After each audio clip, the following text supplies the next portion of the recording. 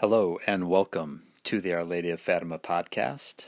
This is episode 66 and it is being recorded on Monday, January 10th, 2022. We are continuing with the chapter entitled The Cardinal Defaults from The Secret Still Hidden by Christopher A. Ferrara, once again available for free electronic download or purchase if you would like a softcover copy from the Fatima Center located at fatima.org, a wonderful resource for information that is truthful pertaining to Our Lady of Fatima. So let us begin. Postmortem surprise testimony from Sister Lucia.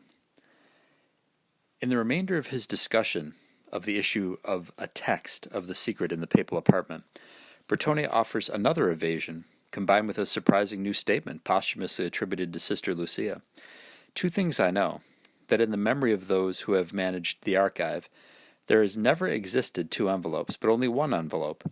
The other is the word, on the contrary, the official recognition of Sister Lucia.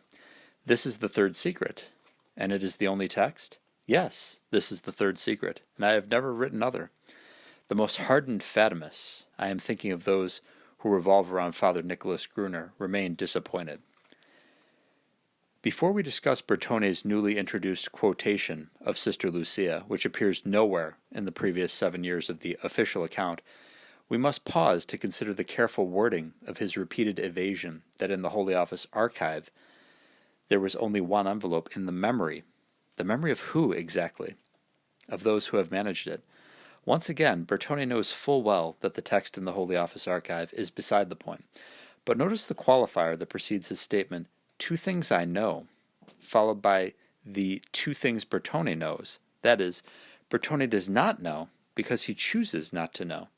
Whether there is or was another text of the secret in an envelope stored in the papal apartment rather than the archive.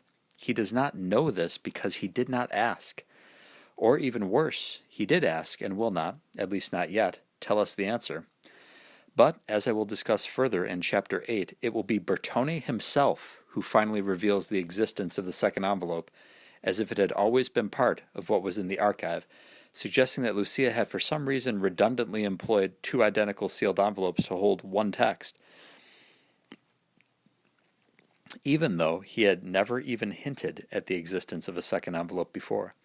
And, as we will see in Chapter 10, Bertone, via De Carli, would finally acknowledge during his own television broadcast in September 2007 that there is yet another envelope pertaining to the secret, bearing the dictation of John the 23rd and the names of those who had read the text of the secret, which envelopes Bertone has never produced, even though his own broadcast concedes that this envelope was indeed kept in the papal apartment.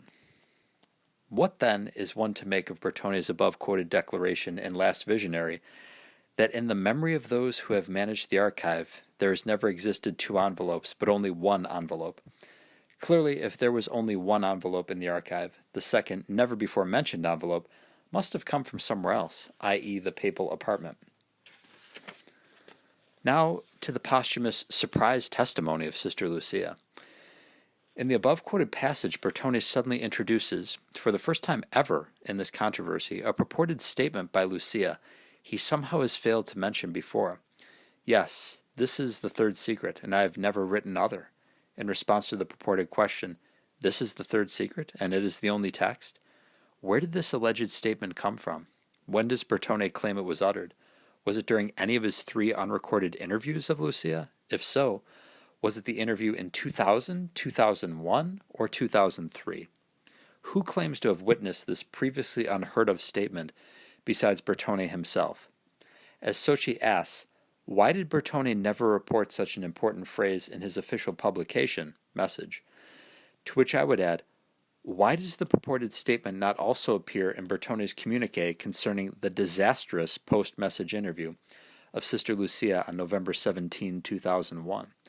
Both Message in 2000 and the communique in 2001 were published for the very purpose of quashing all further speculation about the third secret.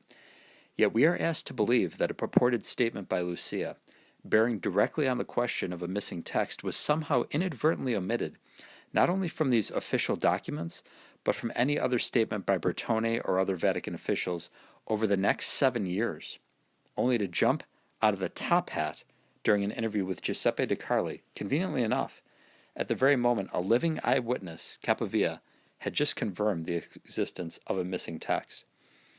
It seems Bertone's mysterious notes, syntheses, and edited minutes of his private encounters with the late Sister Lucia rather conveniently yield just what he needs, just when he needs it, and not a moment sooner. And we are asked to believe this posthumously revealed statement by the same man who has already claimed that Sister Lucia, who wrote on the third secret envelope by express order of Our Lady, told him that she had never received an express order of Our Lady.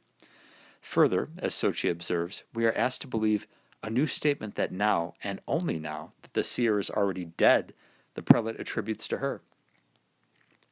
Furthermore, it is difficult to see why we should believe the Cardinal's claim regarding this suddenly introduced statement when, as the Cardinal himself will reveal on television in a few weeks, his claim that there is only one envelope pertaining to the secret is false. Ducking the etc. again. But not even the suddenly revealed saving statement of Sister Lucia clearly and unequivocally addresses the question Bertone resolutely refuses to answer or even to acknowledge when it is put to him directly, whether Sister Lucia wrote down anywhere the words of Our Lady concluding the discourse whose ominous beginning she recorded in her fourth memoir, "In Portugal the dogma of the faith will always be preserved," etc. Or this question, whether Lucia ever wrote down any words of the Virgin at all explaining the vision of the bishop in white. That apparently is something else Bertone can say he does not know. So she asks how, absent a motive to conceal, the question of the remainder of the Virgin's discourse interrupted by etc. could have been overlooked by Bertone in his multiple interrogations of Sister Lucia. Can one perhaps accept that a phrase of such capital importance had been distractedly forgotten? What better occasion to clarify the sense of that dramatic word remaining in suspense? But nothing, unfortunately, that Bertone wished to ask the seer, had he perhaps a fear of the answer? A choice that unfortunately credits the idea of an insurmountable embarrassment concerning that phrase of the Madonna, and worsens the suspicion that there is something grave to hide. In Last Visionary, Bertone continues to avoid, like the plague, any discussion of the etc. issue, even though he states the issue himself in answering Sochi's claim that a withheld text of the secret mentions terrible events for the Church after 1960. One returns to the hashed and rehashed thesis that the attempt on the Pope of May 13, 1981 is not the content of the third secret. The third secret would be instead the sequel of the phrase, "In Portugal, the dogma of the faith will always be preserved," etc. That, according to the Fatimists, would be explosive. After that etc. there is, nota bene, a revealing slip of the tongue. There would be other text. Having stated the Fatimist claim accurately enough, Bertone then fails to make the least attempt to refute it. He simply mocks it as a hashed and rehashed thesis, as if it were beyond the pale to point out that etc. means the following words have been omitted, as if Father Schweigel, who was certainly no Fatimist, but rather the emissary of Pius XII in 1952, had not testified, without contradiction by anyone, that the second part of the third secret is the logical continuation, though I may not say anything, of the words, "In Portugal, the dogma of the faith will always be preserved," etc. As if no one should be suspicious that, despite the Vatican knowing of this burning issue for many years, Bertone never bothered to ask Sister Lucia what follows the etc., and where she had written it down, or, if he did ask her, has hidden the answer. As if there were nothing amiss in Bertone and his collaborators using Sister Lucia's third memoir instead of the more complete fourth, which contains the words of the Virgin ending with Lucia's etc., so that message could pretend those words are not part of the message of Fatima, but rather Lucia's later added annotations, which could be relegated to a footnote and conveniently ignored. Taking up the very issue Bertone had just raised only to duck it, De Carli, while offering a soothing comment about how unfair it is that Bertone has been put on the griddle, makes this statement. That etc., according to Sochi and others, would allude to the text that the Vatican has not wished to reveal. It is not revealed because it is a boomerang against the Church, the prediction of a planetary apostasy on the part of the Church, an apocalypse now for Rome. Rome will lose the faith and become the seat of the Antichrist, the smell in the air of the smoke of Satan. And the cardinal's reply? He once again completely ignores the etc., uttering an indignant protest while waving a red herring. They are pure ravings. Excuse me. You wish that the prophecy of Fatima concerns the apostasy of the Church of Rome, Rome the place of the Antichrist, with the love the Madonna has for the Pope and the Pope for the Madonna, all the popes of the 20th century, including Pope Ratzinger, books can be written, which denounce the presence of a conspiracy, a warped plot, to not speak the truth but to transmit it in code. And he who can understand, let him understand. No, it is a reconstruction, an inquest. I am amazed that journalists and writers who proclaim themselves Catholic lend themselves to this game. Nowhere, amid the indignation, is there an answer to the charge that Bertone and his collaborators have deliberately evaded the telltale etc., because they know it is the continuation of a missing part of the message of Fatima. Here, Bertone continues to evade the issue, even though De Carli has just brought it to his attention. Instead, Bertone rather demagogically defends the honor of the conciliar and post-conciliar popes when no one, including Sochi, has contended that Our Lady prophesied that the popes will lose the faith. Quite the contrary. The message of Fatima prophesies that the Pope will have much to suffer, and that suffering includes what the third secret, in the missing explanatory words of the Virgin, predicts: apostasy in the Church, which, after all, is predicted by sacred Scripture itself. Ignoring a train of witnesses. As for Bertone's remark that Sochi and the Fatimists promote pure ravings, unworthy of true Catholics, by contending that the secret predicts an apostasy in the Church, Sochi points out that it is not he, but rather unimpeachable witnesses, who link the third secret to apostasy. In his book, Bertone adds an attack on me, because I would have suggested that the secret foresees the apostasy of the Church of Rome and of the upper hierarchy. First of all, Bertone should carefully read again what Jesus said to Sister Lucia in his apparition in August 1931. Furthermore, it's not I who talked about apostasy, but Cardinal Ottaviani and Cardinal Ciappi. In the third secret, it is foretold, among other things, that the great apostasy in the Church will begin at the top. An analogous concept appears in Sister Lucia's words to Father Fuentes and in two statements by Cardinal Ratzinger. Yet, in Last Visionary, Bertone has not one word to say about the testimony of the parade of witnesses already discussed here, including cardinals, popes, and Sister Lucia herself, who established that the third secret involves more than a wordless and ambiguous vision of a bishop dressed in white. What we have just discussed represents Cardinal Bertone's entire attempt in Last Visionary to answer the case Sochi had presented in Fourth Secret. As we can see, Bertone effectively concedes Sochi's entire case, thereby inflicting major damage on the official account. Bertone gives the mere appearance of answering Sochi, when in truth the Cardinal has defaulted on every count of Sochi's meticulously pleaded indictment. As Sochi notes, the problem is that this book doesn't give even a single answer to the questions I raised. On the contrary, it causes further problems. I felt totally embarrassed while reading such a bungled and self-wounding response. But the damage to the official reconstruction caused by Last Visionary does not end there.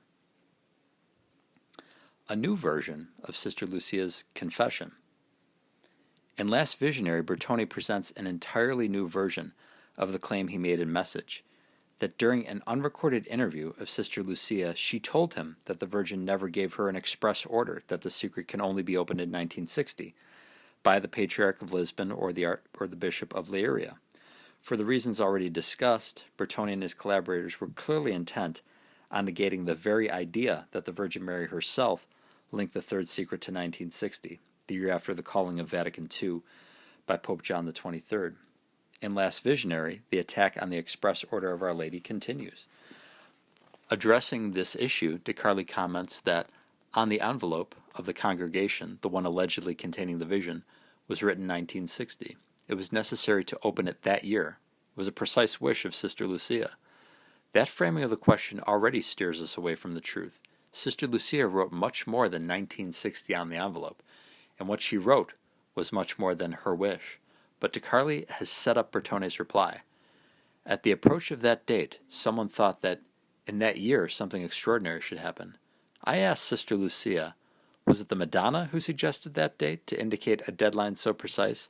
She responded, it was a decision of mine, because I felt that 1960 would be a date very far from the writing of The Secret in 1944, and because I had thought that I would be dead in that year, therefore the last obstacle to the interpretation and to the disclosure of The Secret would have been taken away. The Madonna did not communicate anything to me in that regard. It was a fictitious date, and Lucia confessed it with disarming candor. Amazingly, Bertone once again publicly accuses Sister Lucia of being a confessed liar. The chosen seer of God who at age 10 would not lie under a threat of torture and death by the mayor of Orem, as we saw in chapter 1. Just as amazingly, Bertone suggests that God chose a messenger who would simply invent orders from the Blessed Virgin that had never been given. Bertone's new account of Sister Lucia's alleged confession, that she simply invented an express order of the Mother of God, an order she obediently inscribed on the outside of the 2 envelopes Bertone will show the world on television only weeks later, is unbelievable on its face. Before examining this incredible confession, however, it will be helpful to place it side by side with the original confession, published 7 years earlier, and message. And there is a table in the text that alludes to it. Mr. Ferrara continues, we see, to begin with, an alarming liquidity in Bertone's quotations of Sister Lucia, allegedly drawn from his never-produced notes. The wording and content of the 2 purported quotations are entirely different, and Bertone mysteriously fails to indicate during which of his 3 unrecorded interviews of the seer, April 2000, November 2001, December 2003, he allegedly obtained the 2007 version of her confession. Nor does he provide any contemporaneous record of the alleged confession. An examination of Bertone's notes would be quite interesting, since, as between the 2000 version and the 2007 version of the confession, there is a drastic alteration of Lucia's alleged rationale for choosing the date 1960. In the 2000 version, Lucia is quoted as having chosen the date because of an intuition that it would not be understood before 1960, but will be understood after that year. In the 2007 version, however, the intuition regarding 1960 has disappeared, to be replaced by a mere decision based on totally different reasons. 1960 was very far from 1944.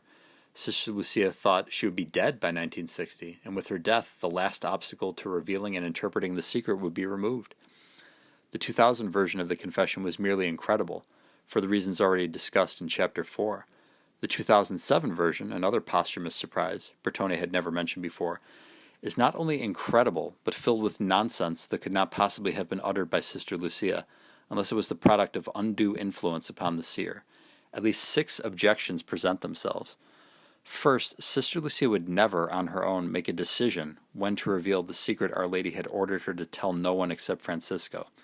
The very idea is laughable. Second, 1960 was not very far from 1944, and even if it were, that a date was very far from 1944 was not a logical reason for Lucia to decide that this date, of all dates, would be a good time to reveal the secret she was under heavenly orders not to reveal. Third, what would give Sister Lucia the idea that she would be dead in 1960 when she lived to the advanced age of 97? Nowhere in any of her writings do we find the least suggestion that she anticipated dying before her 53rd birthday. Fourth, why, of all the years that elapsed between 1944 and her death in 2005, would Sister Lucia choose 1960 as the year to reveal the secret? Why 16 years from 1944, rather than a round number like 10 or 20? Fifth, what would make Sister Lucia think that she, the very recipient of the 3rd secret, the chosen seer of God, was an obstacle to its disclosure and interpretation, such that only her death would remove the last obstacle to the interpretation and to the disclosure of the secret? And even if she had expressed this absurd idea, why would she view herself as the last obstacle? Sixth, and last visionary, Bertone claims that he was sent to Coimbra to interview Lucia in April 2000, just before publication of the vision and the commentary and message, because the Pope had need of a definitive interpretation on the part of the religious. Yet in the same book, Bertone asks us to believe that Sister Lucia viewed her very existence on earth as the last obstacle to the secret's interpretation. Having announced the latest version of Sister Lucia's confession, unmentioned during the previous 7 years and revealed only after her death, Bertone says it is a plausible explanation, but I think that it cannot be completely satisfactory, to say the least. The arc of time from 1944 to 1960 probably signified for her a remote horizon, a sufficiently wide temporal arc for the comprehension of the sense of the vision. Bertone apparently fails to recognize the monumental absurdity of this declaration. That Sister Lucia, the chosen seer of God, was so deprived of any sense of the vision of God himself had deigned to give her, and so abandoned by Our Lady of Fatima in the aftermath that she had to construct her own temporal arc for assessing the vision's meaning, including the arbitrary selection of the year 1960 as the endpoint of this arc. This, we are asked to believe, was the disordered state of affairs the Mother of God left behind for Cardinals Sodano and Bertone to tidy up with their interpretation of the third secret in 2000, some 83 years after the Fatima apparitions. Why so much concern over 1960? One might wonder why Cardinal Bertone would devote so much attention to discrediting Sister Lucia's testimony that the Virgin had linked disclosure of the third secret of Fatima to the year 1960. Why does it matter to Bertone and his collaborators that Our Lady had temporally connected that particular year to the secret? Why are they apparently so unwilling to let that connection stand?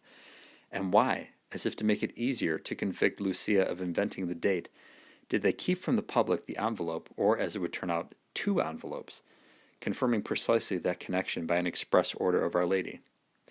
There are 2 reasons that would explain these actions as anything other than pointless and irrational. First, as I have already suggested, if the very Queen of Heaven had expressly linked the events prophesied in the secret to the year 1960, this fact alone would destroy the preventative interpretation, which demands that the vision of the bishop dressed in white depict the 1981 assassination attempt, which has no connection whatever to 1960, or for that matter, to what is plainly depicted in the vision itself, a pope being executed by soldiers, followed by the killing of bishops, priests, religious, and members of the laity on a hill outside a ruined city. Second, the authors of Message know that Our Lady's directive to delay the disclosure of the secret until 1960 points unmistakably to the conclusion that the vision, which has no apparent connection to that year, must be only one part of the third secret, whose connection to 1960 and events following could be made clear only by another text, wherein the Virgin explains the vision's historical context and meaning. I recall here once again Father Schweigel's revelation that the third secret has 2 parts, one of which is the logical continuation of the words, "In Portugal, the dogma of the faith will always be preserved," etc.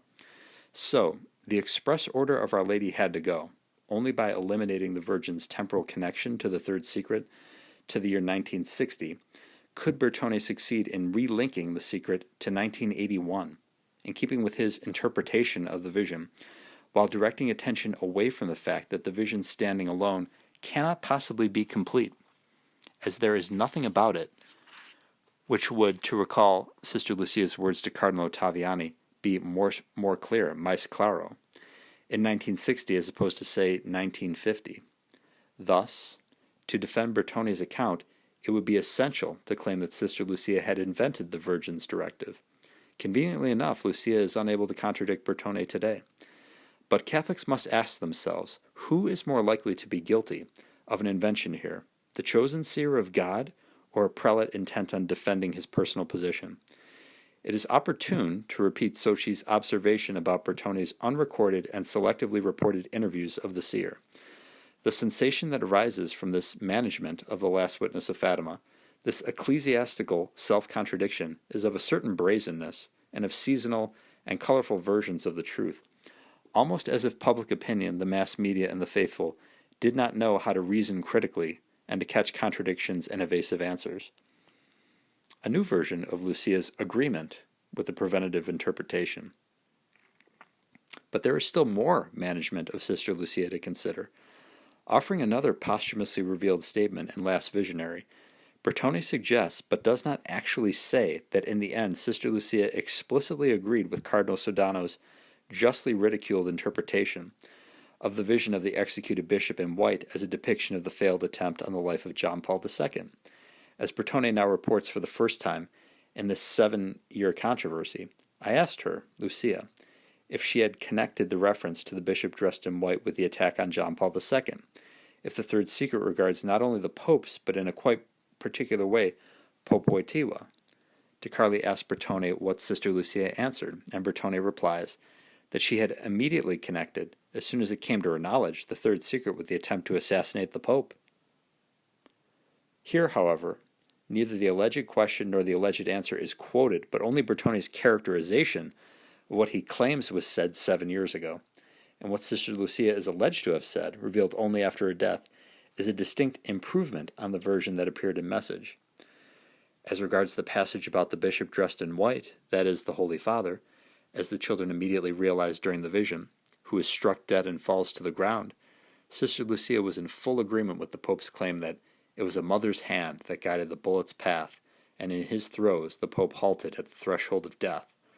Pope John Paul II, Meditation from the Policlinico Gemelli to the Italian Bishops, 13 May 1994. In 2000, Bertone asserted in Message that Lucia told him she was in full agreement that the Virgin guided Aliage's bullet into a non-fatal trajectory, not that the bishop in white was in fact John Paul II. In Message, it was Bertone, not Sister Lucia, who referred to the passage about the bishop dressed in white, whereas Lucia referred only to the trajectory of the bullet.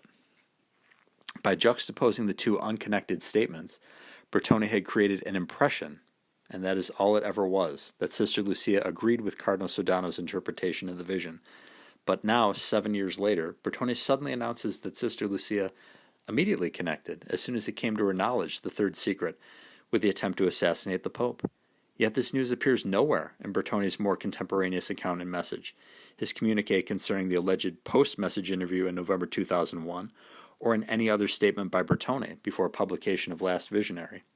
But wait, after Bertone scoffs at the Fatimists for maintaining that a vision of the Pope being killed by soldiers signifies that a Pope is killed by soldiers, De Carli takes the bull by the horns and asks Bertone outright, "All of this you explained to Sister Lucia, and she accepted the interpretation?" Bertone's answer, "Certainly, even if not in these terms.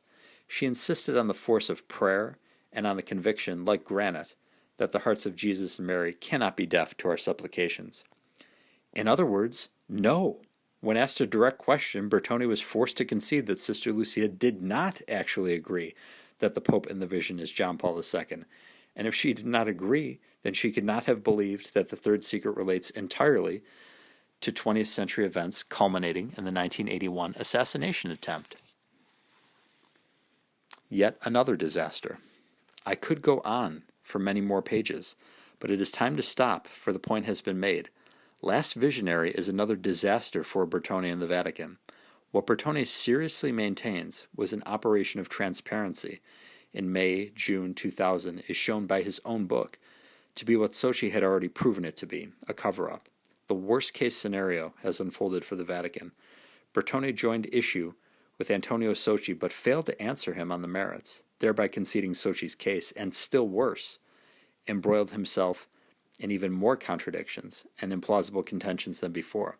As Socci rightly concludes in his reply to Last Visionary, this is bad news not only for Bertone and the Vatican, but for the Catholic Church as a whole. For any author, being personally attacked by the Vatican Secretary of State without a scrap of evidence would be a coup, but for me it is a disaster, because I consider myself, first of all, a Catholic before a journalist. I would have preferred to be dead wrong and to be confuted, or I hoped that the Holy See would finally decide to reveal the entire truth about the third secret of Fatima by publishing, as Our Lady requested, the still concealed part.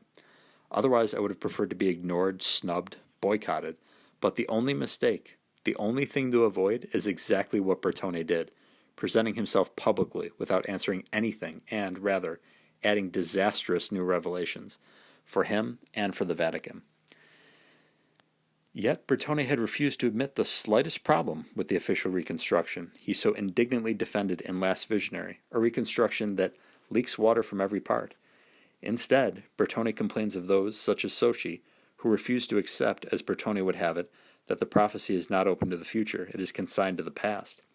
Bertone accuses his critics of not wanting to surrender to the evidence. What evidence? Even as he tellingly ignores a mountain of evidence that negates the official account. Papal praise for both Bertone and Socci? I cannot conclude this chapter without noting that Bertoni's book boasts a letter of presentation from Pope Benedict, in which His Holiness very conspicuously avoids even the smallest detail of the controversy. In this letter, as Soci notes, the Pope confines himself to generalities that have nothing to do with Soci's contentions. But, in a thickening of the plot, Soci reveals that he has a letter from the Pope concerning my book, thanking me for the sentiments which have suggested it. Soci says that the Pope's words are comforting before the insults and coarse accusations Bertoni has hurled at him. While Soci is understandably comforted by the Pope's letter, it raises enormously troubling questions. Why would the Pope thank Soci for a book that accuses the Vatican of a veritable conspiracy to conceal the very words of the Mother of God, while at the same time appearing to lend support to his Secretary of State in an attack on Soci, filled with evasions that only confirm the suspicions of the faithful? If what Bertoni says is true, and what Soci says is false, then why did the Pope's letter to Soci apparently contain not a word of rebuke or correction? And why has neither the Pope nor the Vatican issued any official criticism of Fourth Secret, which launches into the worldwide public forum the gravest possible accusations against Vatican officials, and even Popes John the 23rd and Paul the 6th? Here we must return to our provisional hypothesis. Perhaps, as Soci suggests, Pope Benedict himself labors under the mental reservation, first put into play by John the 23rd's private decision that he could not, or rather would not, determine the unpublished text to be authentic.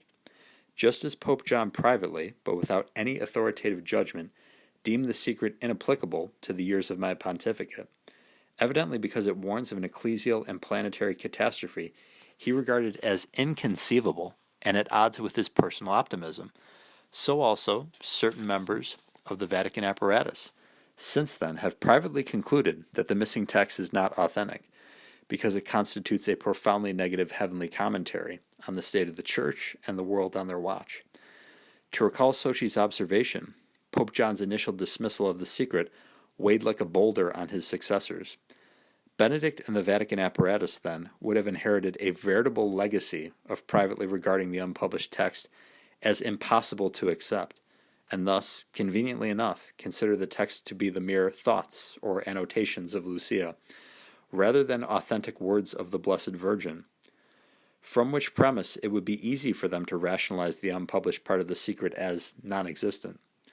Yet, Pope Benedict knows that Soci is correct in his investigations into the existence of this, quote, non-existent text.